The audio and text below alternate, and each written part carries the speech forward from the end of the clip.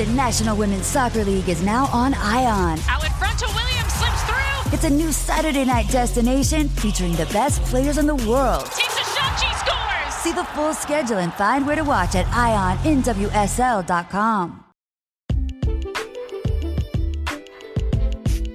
Welcome to the AI Hustle Podcast, the podcast where we break down the latest in AI news, tools, and interview experts helping you hustle and do more using AI.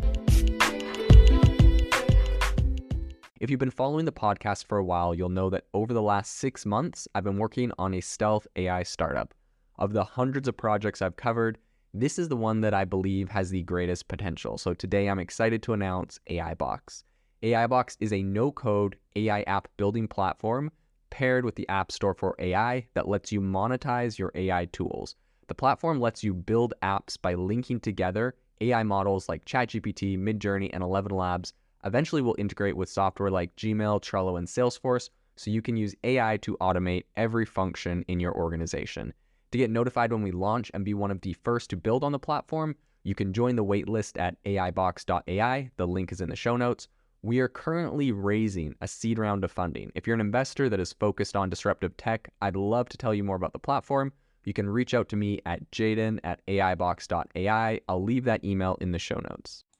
Welcome to the ChatGPT podcast. On the show today, we are going to be talking about the controversial issue, for some, of OpenAI hiring ex-Google employees. And we're actually going to break down the makeup of OpenAI, where they're taking their employees from, and also where they're taking their leadership team from.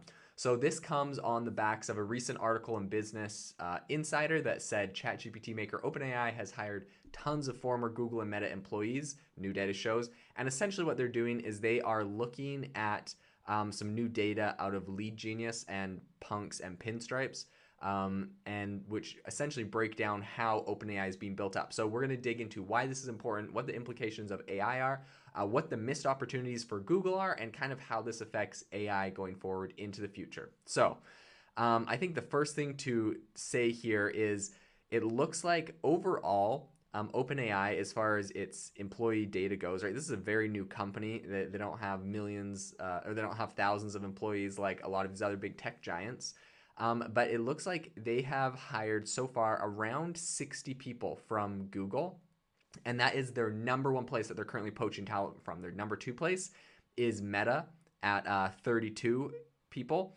And then you have Apple. They've stolen 16 people from there, 14 people from Dropbox, and 11 people from Amazon. Now, what's interesting with Meta, Apple, and Amazon specifically, aside from Dropbox, the other three below Google and actually Google included, all four of these have very big AI plays that they're currently working on. So they're essentially finding people that have vast experience, years of experience in AI. And it kind of begs the question, like, why are these people moving from, like Google, which would seem like an incredibly comfortable job, to something in such a new tech startup? And I think the reason is whenever you have one of these companies come out with a product that is such a blockbuster success, ChatGPT got 100 million active monthly users on month 2.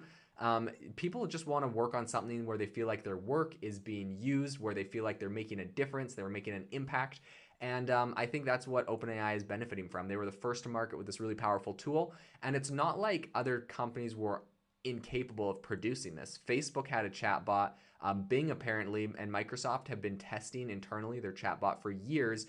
And Google is the one that pioneered the entire transformer technology back in 2017 that was used to create ChatGPT. So, they came out with Bard so quick after ChatGPT. They've been just like slow walking this thing because they're worried about how it's going to affect their ad business. So you have to think like these employees that are looking at this incredibly innovative technology, everyone's using it, and they're stuck at these companies that have been slow walking the technology, that have been kind of getting in the way. And so it's no wonder that these people are moving over. And in addition, another really high profile person recently was the lead of self-driving or autopilot at Tesla, Andre Karpathy. He recently just announced that he is moving over from Tesla to work at OpenAI. And this comes with a lot of, if you're on Twitter and you are, kind of following the space, you're seeing a lot of these engineers that are working at Google Brain are moving over to OpenAI and getting positions there. So it's pretty interesting to see what's happening. Now, I wanted to talk a little bit about the leadership at OpenAI and what percentage of that is coming from different companies. And there's a really interesting takeaway I got here. But first off, we got 5 people from Google. So obviously the biggest place they're poaching people from. And I believe that Google had the most advanced AI.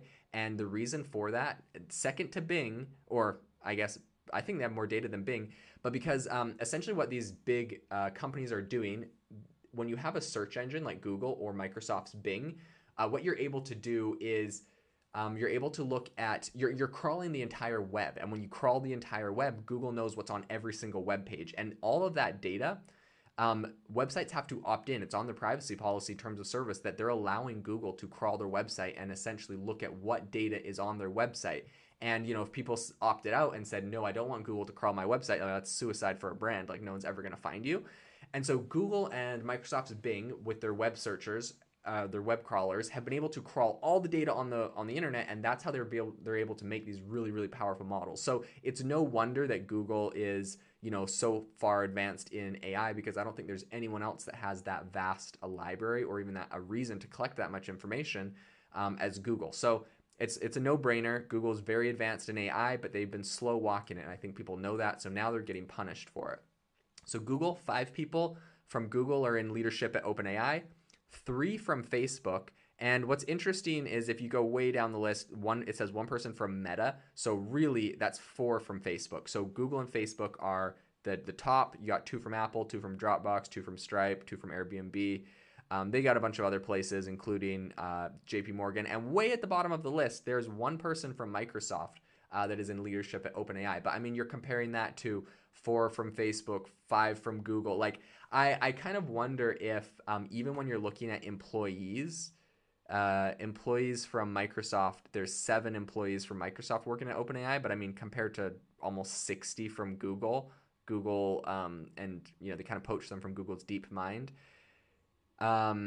This really, to me, kind of says that maybe OpenAI knew that they wanted this Microsoft partnership all along, and they intentionally did not poach people from Microsoft. That's one way I could think about it. The other way I could think about it is perhaps Microsoft is bad at AI, or they're far behind, or maybe they put all of their eggs in the OpenAI basket and knew that they had some investments in OpenAI from the very beginning, and that they could kind of lean on these to pull them ahead in the AI race.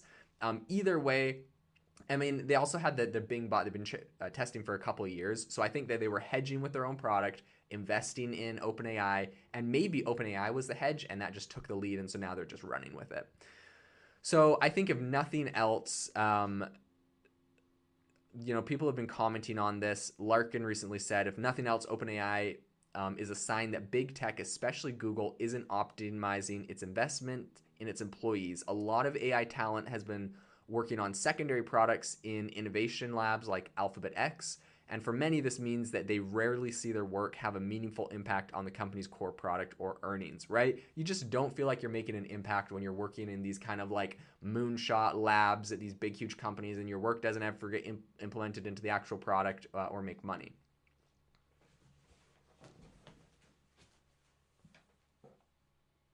If you are looking for an innovative and creative community of people using ChatGPT, you need to join our ChatGPT creators community. I'll drop a link in the description to this podcast. We'd love to see you there, where we share tips and tricks of what is working in ChatGPT. It's a lot easier than a podcast, as you can see screenshots, you can share and comment on things that are currently working. So if this sounds interesting to you, check out the link in the comment. We'd love to have you in the community.